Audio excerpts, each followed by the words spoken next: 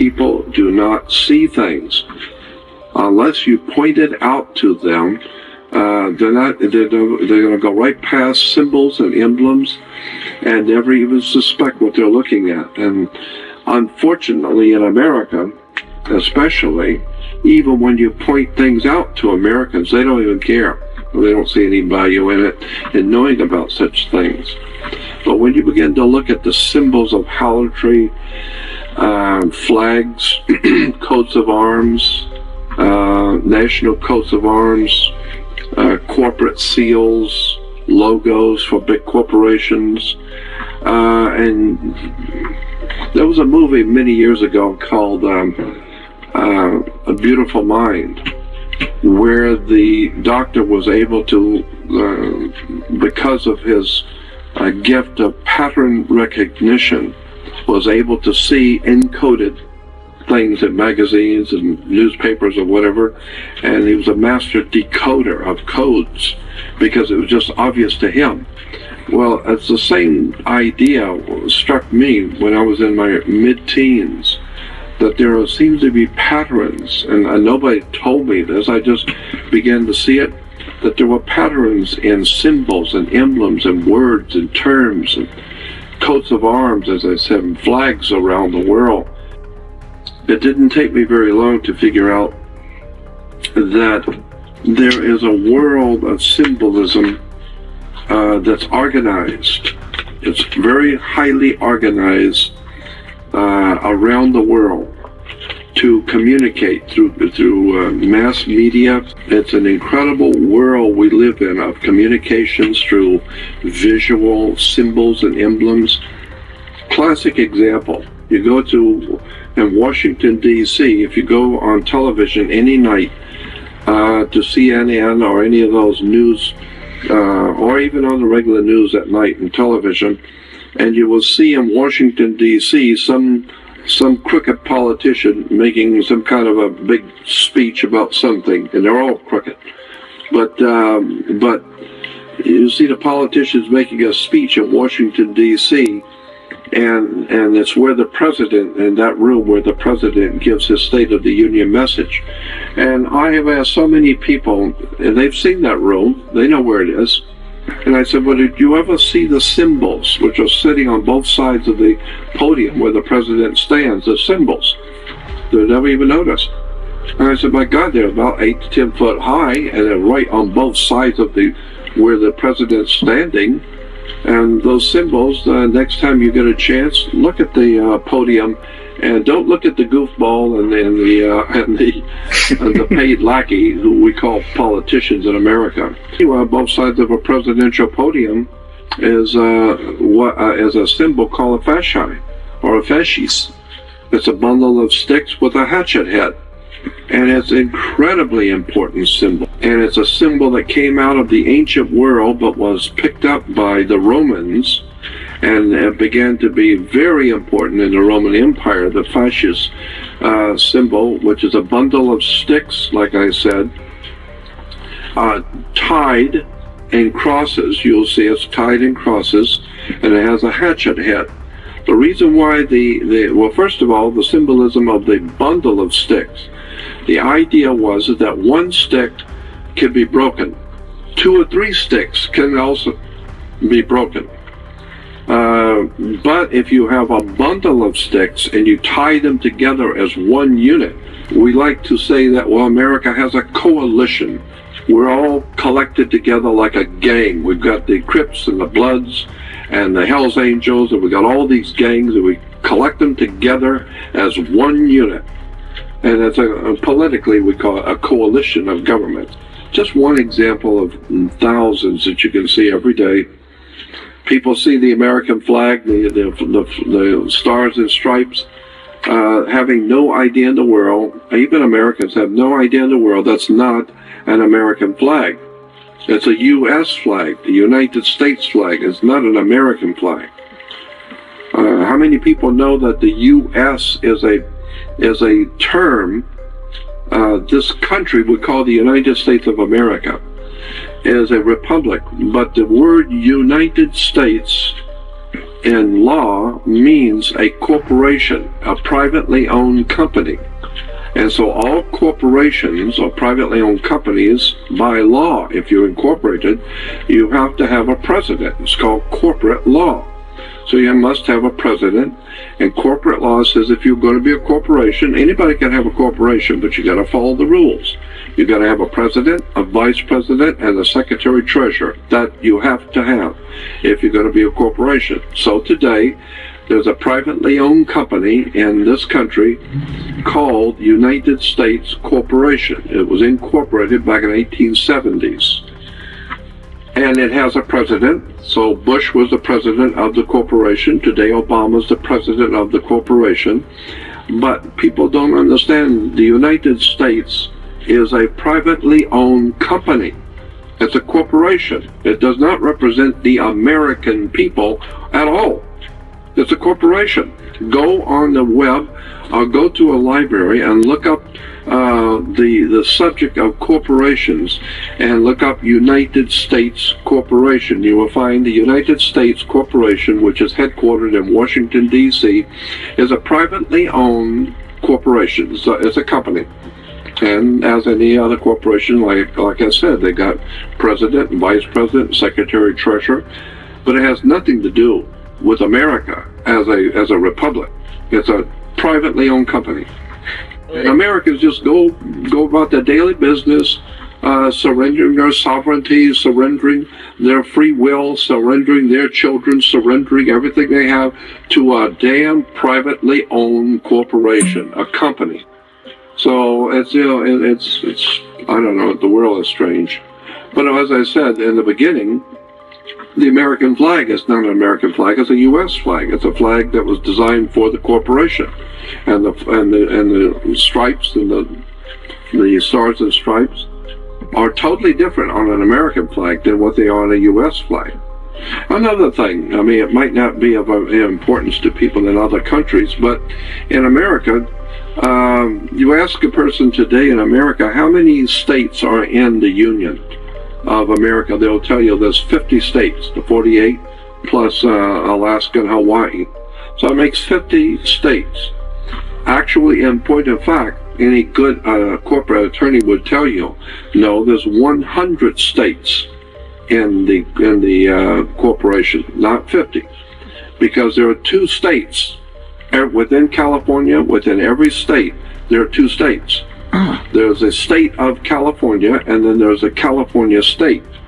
Cal State is a very familiar term to Californians. We have Cal State universities, Cal State utilities, Cal State police. We have California State. California State, and of course we in New York you have California or New York State. We'll say you'll go to New York State University or New York State Police, but there's a world of difference, legally and lawfully, between California State or Cal State New York and the state of. The state of New York is totally different than New York State. So it's a totally different thing. So it's a totally different government. So in America, in the United States, you have to understand that there's 2 different operations going on simultaneously, but the people have no idea. All they know is California. No, there's California State, which is the state itself, and then there's the state of California, which is a federal corporation operating within the state called California. So anytime you see state of Virginia, the state of Alabama, which is different from Alabama State, the state of means it's a federal corporation called United States Privately Owned Federal Corporation, which is operating within the state of Alabama. So there's the Alabama State, which is the state itself, and then there's the state of Alabama, which is the corporation in Washington, D.C., operating within that state.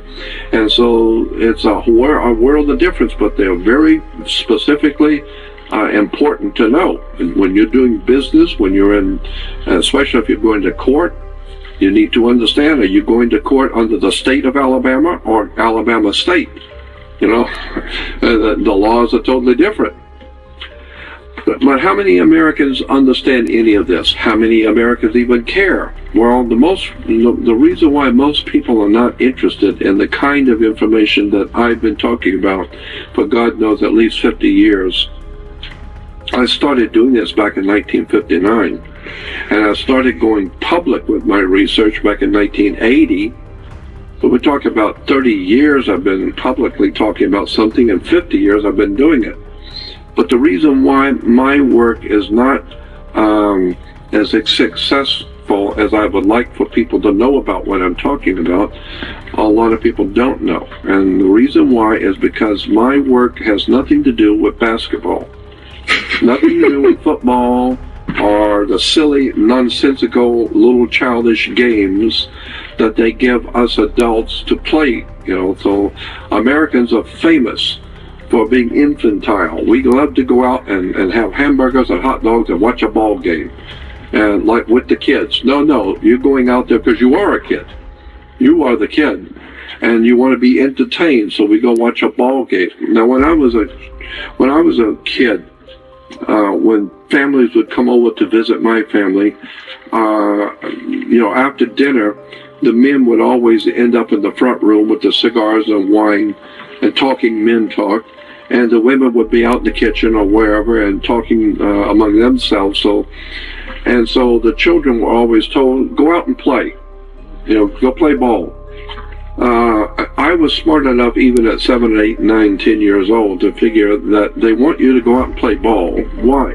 Because they're adults and they want to talk about something adult that they don't want you hearing. And my first reaction was, and I always had problems with this, I would tell my dad, I don't want to go out and play ball. I want to hear what you're talking about. I want to hear what the men, I'm a man, I want to hear what the men are talking about. And well, it's not for you. This is not, it's on, and my dad would always say, it's on a need-to-know basis. You don't need to know. Go out and play ball. So that's today what our politicians tell us. This is on a need-to-know basis what we're doing. You don't need to know. You go out and play ball. So the way my dad would handle it is that we all, the kids all that were there, loved my uncle, my dad's brother. He was great with the kids. So my dad and my uncle would get up and go out and play ball with us. So now, once my uncle and my dad are going out to play ball with, now the kids want to go out and play with the adult. Now it's fun. And about 5 minutes after we're into the game, of course, my dad would get tired. He has to go in, and my uncle would. A few minutes later, he had to go in. But the kids are now playing ball, and they're occupied now. And so that took care of that, to get the kids to go out and play ball. Well, the same thing is happening in America. This is why at all ball games, always, football and basketball and, I don't care, tennis ball and soccer. I mean, America loves ball games because we're just a bunch of children loving ball games. But in all the ball games, you will always see movie stars. They will zoom in on movie stars who are there at the game, or the president's there, or the senator is there with his wife watching the game. So it's like, the adults are out watching the game with us kids, and they will have the president go out and throw the first ball. Daddy's coming out to play ball with us, I saw through that crap a long time ago. I don't care who's at the ball game. I want to know what these guys are doing at 2 o'clock in the morning. I want to know what they're doing at 3 o'clock in the morning in their secret meetings, planning the demise of my country and planning the destruction of human freedom. I want to know who these criminals are. I'm not interested to see them at a ball game. I'm not impressed with their ball games. I'm not impressed with them. I'm trying to be a more realistic adult human being, and I don't like being played for a fool. And that's all America's doing, is playing everybody for a fool. It's about time we wake up and find out this ball game is over. That the whole world is coming to the place where they're beginning to awaken to the fact that we've been had. All of us on the earth. It's not just Americans. We're the first ones to go because we were the most ignorant of all. All around the world, people were ill-informed, but America is big-time stupid. We don't want to know. We're just having fun. Well, those party days are over. I think all the Americans are beginning to suspect there might possibly be something wrong in America.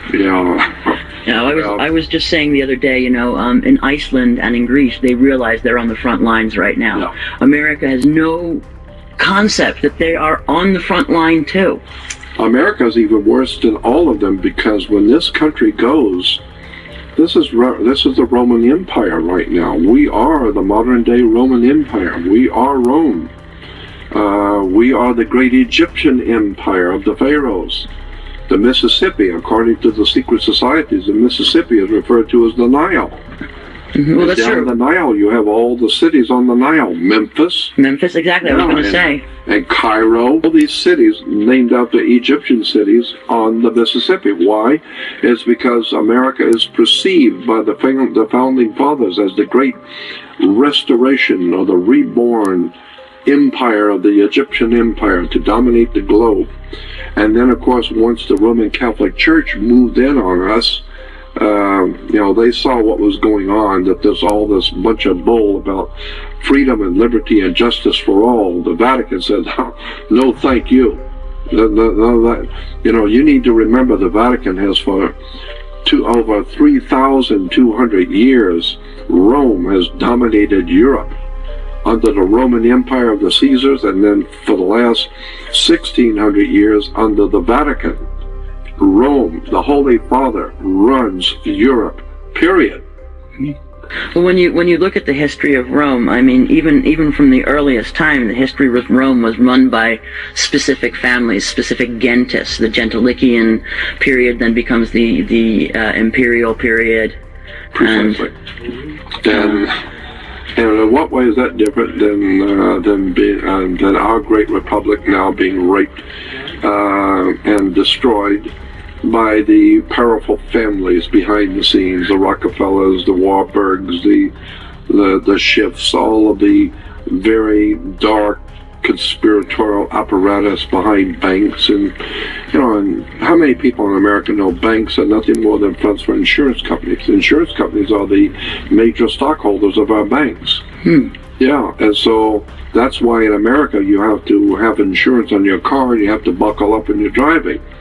It's because the insurance companies, and the reason why you have to have insurance on your car and you have to buckle up when driving, probably have to do that now in Europe for the same reason, but the reason why you're doing it in America is because Americans think, well, the government wants to protect us so we don't get hurt. Well, that's true, but why? They don't mind killing people all over the world in wars, hundreds of thousands of innocent women and children being murdered in wars all over the world, so they don't really care about human life. But why are they asking you to buckle up and be safe? It's because your body, your physical body, is a security on the New York Stock Exchange. They own your body. It's called Maritime Admiralty Law, the law of the sea, or the law of water. And since you are 90% water, whatever it is, you are mostly water. So they refer to human beings as maritime admiralty products. You are what is referred to as a human resource. You're not a man or a woman. Incidentally, if you go back and look at the correct English, there are books out about the English language and the correct use of English language in law and government. And if you look at the books on law and government and the English language, you will find that a man or a woman is referred to in law as feminine and masculine, but an animal in law is a male or female. This is why on all of your information, your ID, all your driver's license or whatever, it's always, are you male or female, not masculine or feminine. Masculine or feminine is for man and woman, but male or female is for a human being. A human being is, by law, in a court, a human being is not considered to be a man or woman. It is considered by law to be a maritime admiralty product. and that product is on the New York Stock Exchange. So your birth certificate, which represents your flesh and blood body, is a security on the New York Stock Exchange. You are nothing more than a human resource. You are an animal, a male or female animal that's being bought and sold by the corporation called United States privately owned company. So once you understand how, and most people cannot relate to my words, they have no idea what I'm talking about. It's so foreign. But I do what I do to help those people, that small select handful that will be hearing me, who actually have a brain and who are actually used to actually thinking and reading and studying and researching. That's who I am appealing to. Just that small, minute handful who want to know the real truth about how the world really works. Because once you understand how this tune is played, we call government, commerce, international operation of government, education, military, it's all business, just like the mafia says. I don't have anything against the mafia at all. But I love that one saying that they have, is very famous. The mob will tell you when they get ready to kill you, this is nothing personal. You know, like in the movie Godfather 1, when Michael and the Godfather, they're all sitting around with the attorney in the front room. And the attorney says, Michael, this is not personal, Michael. It's business. It has nothing to do with personal. So the killing of people around the world is nothing personal. It's just business. It's commerce. We're doing business. And sometimes, we ask a country if they will do something, and they will sell us this or do this or not for us, and they say no. Well, that's okay. We'll just send in the Marines and whip your ass, and then we'll take it. And again, looking at the symbolism, if you look at the flag again that's sewn under the military uniforms, all of them always have the maritime fringe on the gold fringe around, and they're backwards. Yeah, they're always backwards. Most people don't notice that. They're backwards. I mean, I understand what upside down means. That's right. Upside down means something distress. Else. That's right. But to put it backwards and then to indicate that it's maritime law. I mean, what have you got to do with maritime if you're the Army? That's right. Well, actually, the Army is a branch of what is called internal security. General Motors, Ford Motor Company, Sears, all big corporations in the world have something called internal or in-house security. In-house security means that big corporations have their own little police department. And so if they catch you stealing something or doing something, they will apprehend you right there right there in the factory, right there in the store. They have their own security. Now they can't put you in jail, but they can hold you and then call the authorities and turn you over to the authorities. But the point being is that they have the right and the authority to arrest you, with the in-house security. That's their property. That's their corporation. They own the property, and you have done something, stole something, or broke something, or whatever. They have the right by law to arrest you and hold you for prosecution and give you to the authorities. So it's called in-house security. So the United States Army, the Navy, the Marines is what we call in-house security for the corporation called United States, which is a privately owned company. So if you're in the Army or in the military in America, you're not working for the American Republic to protect America. You're working for a privately owned corporation. Wake up, get a life. That's why all over the world, our military or the military of the United States think that they are out there to protect America, and they're supposedly out there to protect the Republic. In what way is American military today, in any way, shape, or form, protecting the great Republic of the United States of America? In what way are they protecting us? They're out all over the world doing whatever it is they're doing in all the countries of the earth, And the few that are here are now on the streets with guns to make sure we are in compliance to the masters of our country, to the communist or Nazi SS Gestapo masters who own America. Our people are now being herded around like animals by the military, who are nothing more than in-house security for a private corporation. I think the whole world situation is just incredible. I don't have any words for it. The only reason I'm telling you all of this is because I'm 70 years old and I'm not going to be here much longer. And I just feel it's an idea whose time has come to tell the people what's really going on. You've been had. The whole world's been had, because there is no freedom, liberty, or justice anywhere. In America, it's a favorite saying in America, the judges will tell you there is no justice, there's just us. And so I don't have any faith in America, and anybody who really believes in American freedom and liberty and justice has not experienced America. They must be out in the boonies of Mississippi to believe that, because anybody who has more than 500 brain cells going in the same direction and can read and understand what's going on must know that we are now a totalitarian fascist dictatorship, and we go from one side to the other. In America, you have the Democrats and Republicans. You cannot have a third party. I don't care how big you are. I don't care how much money you got. You cannot have a third party. You must either be a Republican or Democrat. There's a reason for that, because you only have two eyes. You can't have three. You only have two arms, two legs. You don't have four legs. You only have two. And so the symbol for the Roman corporation back in the ancient Roman Empire was an eagle. And the eagle only has two wings, left wing and right wing. So that's why we have left wing and right wing politics, because the eagle only has two wings. I have a quick question, if you don't mind. What's the difference in terms of, you see a lot of eagle symbolism everywhere, yeah. And my question is, you see the single-headed eagle, and then you see the double-headed eagle. What is the difference between those two symbols, or are they similar? One has one. Other than that. Oh, other than that. The eagle, first of all, the eagle in ancient history, and all the ancient cultures of the world, the eagle has always been important. I think that's fascinating too. All the ancient cultures of the world always use the eagle.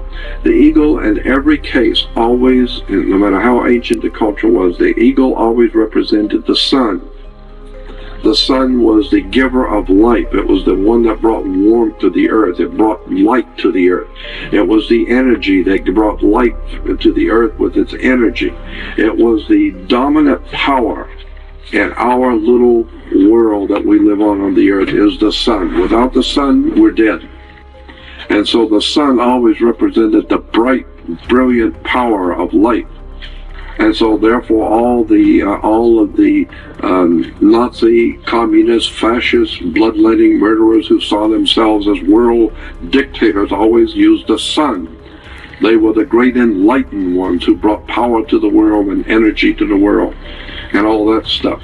So the eagle originally represented the sun, which is very interesting, because most of the secret societies behind world government are based on the worship of the sun. Like Christianity, Christianity was nothing more than a cult, a very successful cult, but a cult nonetheless.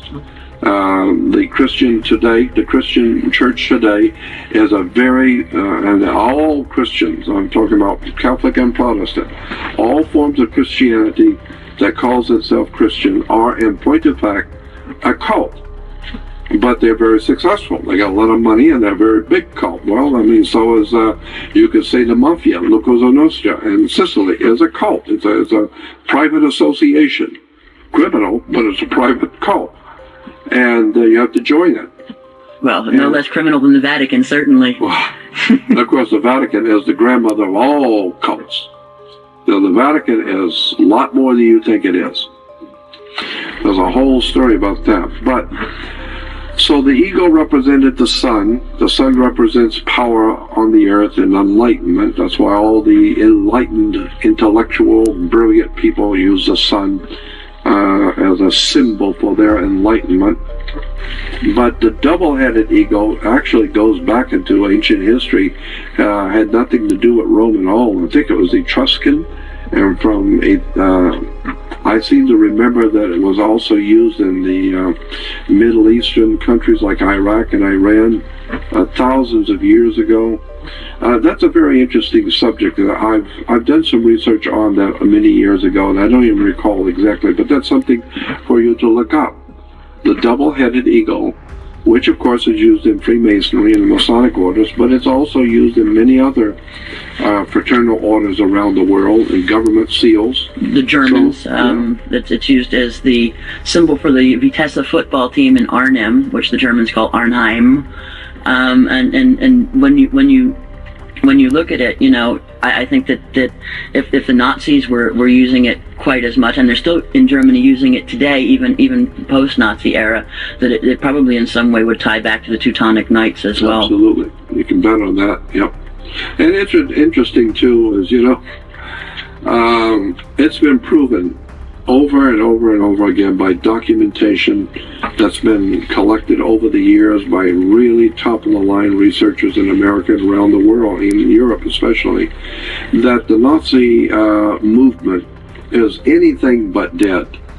And that all the big German corporations like Mercedes and Volkswagen and IKEA and all those big corporations, they're all secretly financing Nazi activity in Central America, South America, Brazil, Argentina. Argentina is getting a lot of money from these big corporations like Volkswagen and IKEA and Mercedes. And I've always been amused at how the Jews talk about the dirty, rotten Nazis, and yet all the Jews that I know in LA are driving Mercedes and and Porsches. What they don't know is that at a given time, all the doors will lock and the heaters will all go on. That's right, exactly.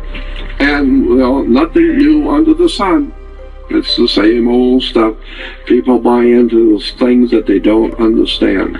But it's a fact that the big German corporations today, like I said, IKEA, and those are just the ones that come to my mind. The big ones, corporations like Porsche, are, in point of fact, still financing the Nazi movement in America. Money is coming from those big corporations to secret societies, secret Masonic orders in German orders in Central South America, Mexico, and here in America. We know that for a fact.